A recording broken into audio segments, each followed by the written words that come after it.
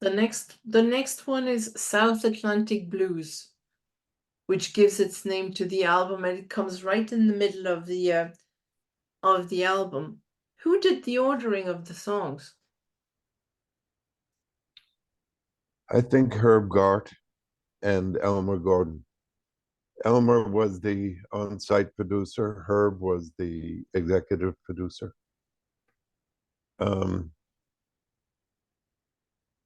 Elmer had just done an album called Pearls Before Swine, before South Atlantic Blues, which is a really highly regarded record in behind the curtain. I think the two of them did, with some input from me, but Right. basically, I suspect it came down to Herb So, for the guy that was paying. so why did this song, and you can tell us about the song, but why is it that it was this song you picked to give the title to the album?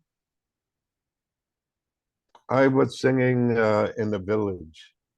In St. Thomas, I'd been a part of a small group called the Urchins. And we had gone as far as you could go in St. Thomas. Um, we were doing 2, 3 gigs a night at this, that, and the next hotel. We'd done the big Calypso extravaganza in the ballpark with Lord Kitchener, who was fairly well known in England. He was from Trinidad and spent his career in England. And there were two people in the music business, Lord Kitchener and Howling Wolf, that had the same similar response to me. And the first one was Lord Kitchener. He said, "Boy, you know you got it, you know. You must not ever stop singing, boy. Go for them, get it, go for them." And he stuck out his hand. He was a giant, and his little finger like that. And the little finger was for you to shake. So I'm shaking his little finger, and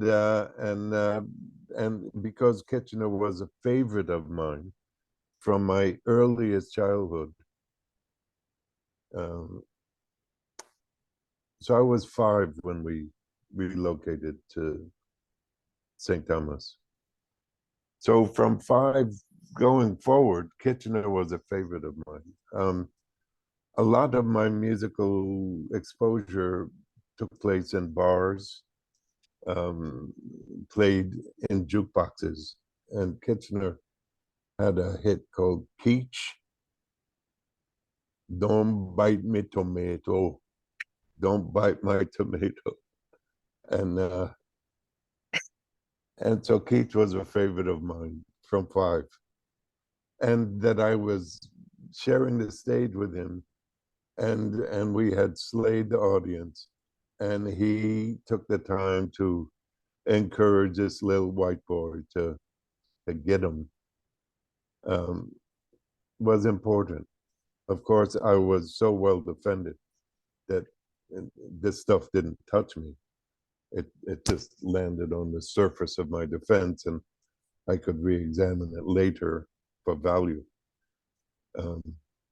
But yeah, Lord Kitchener was wonderful. Anyway, so I came down. We were all in New York, the Urchins. I would go down to the village from the Forest Hotel from time to time to sing with the ex-members of the Urchins. And I was down there singing one night, and there was a kid there from Bermuda.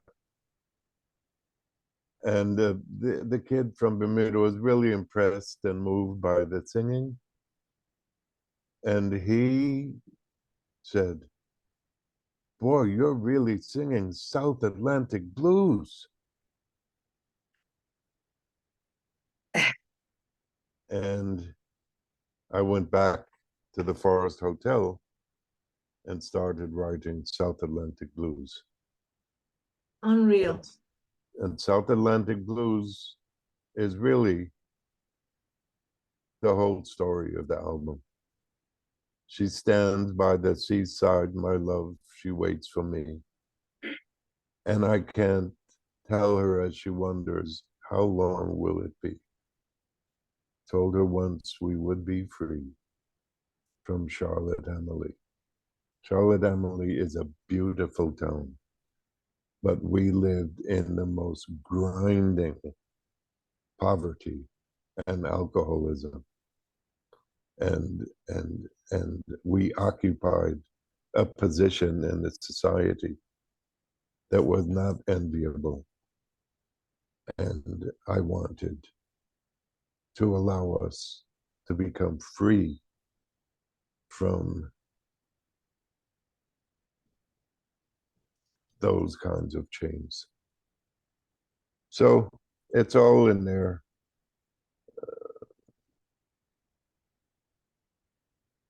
Um, if you listen, the whole story is in South Atlantic Blues. And we did get free. And just a couple of years later, I had an opera on Broadway. This is kind of impressive for hard luck children from the Virgin Islands. That's a whole other story, though. But yeah, South Atlantic Blues was the whole story.